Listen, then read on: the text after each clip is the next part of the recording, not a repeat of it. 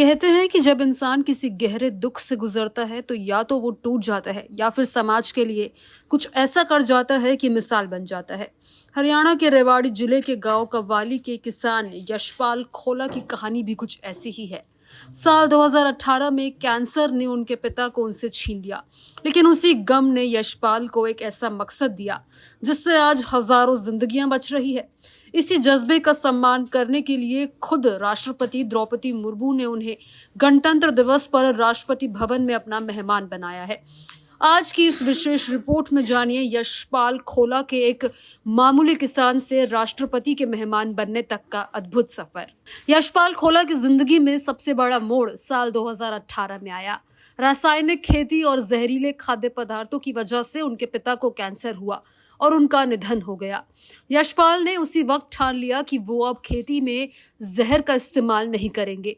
उन्होंने 2017 में ही प्राकृतिक खेती की शुरुआत कर दी थी, लेकिन पिता की मौत ने उनके संकल्प को फौलाद बना दिया। यशपाल का मानना है कि रासायनिक खेती ही कैंसर जैसी बड़ी बीमारियों की जड़ है। इसी सोच के साथ उन्होंने बिना किसी रसायन के गेहूं, सब्जियां और फल उगाना शुरू किया। गणतंत्र दिवस के मौके पर यशपाल खोला के लिए ये गर्व का पल है। देश भर से चुने गए केवल 6 किसानों में उनका नाम शामिल है। उन्हें राष्ट्रपति भवन की ओर से आधिकारिक निमंत्रण मिला है, जिसके तहत वो 25 से 28 जनवरी तक राष्ट्रपति द्रौपदी मुर्मू के विशेष मेहमान रहेंगे। अपनी पत्नी अनीता कुमारी के साथ वो इस भव्य समारोह का हिस्सा बनेंगे। इससे पहले भी उनके कार्यों के लिए उन्हें किसान रत्न सम्मान से नवाजा जा चुका है।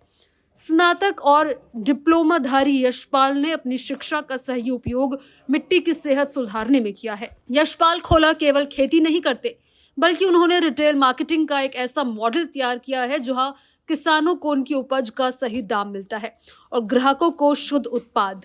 अरावली किसान क्लब के प्रधान के रूप में उन्होंने अपने आसपास के सैकड़ों किसानों को प्राकृतिक खेती की राह दिखाई है। उनके प्रयासों से मिट्टी की उर्वरता बढ़ी है और पर्यावरण संरक्षण को नई दिशा मिली है। यशपाल कहते हैं कि राष्ट्रपति भवन में ठहरने का यह अवसर मुझे और बेहतर करने की प्रेरणा देगा, ताकि आने वाले समय में खेती की दिशा बदली जा सके। यशपाल खोला की ये कहानी साबित करती है कि अगर इरादे नेक हो और लक्ष्य बड़ा तो मिट्टी भी सोना उगलती है। यशपाल की ये सफलता हर उस किसान की जीत है जो खेती को व्यापार नहीं, सेवा मानता है। हरियाणा के रेवाड़ी से निकली ये प्रेरक कहानी न केवल किसानों के लिए बल्कि हर उस व्यक्ति के लिए एक मिसाल है जो समाज में बदलाव लाना चाहता है।